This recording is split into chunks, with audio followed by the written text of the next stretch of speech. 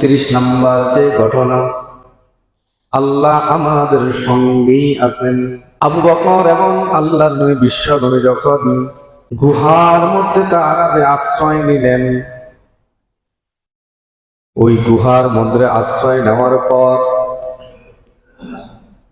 মক্কার কাফেররা রাসূল আকরাম সাল্লাল্লাহু আলাইহি ওয়াসাল্লামকে তালাশ করতে করতে তারা ওই গুহার নিকটেই তারা চলে যায়।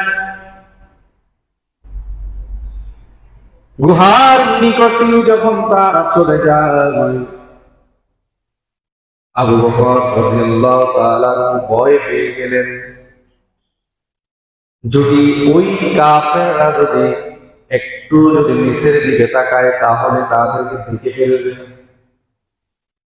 হযরত আবু বকর সিদ্দিক রাদিয়াল্লাহু তাআলা চিন্তিত হয়ে গেলেন।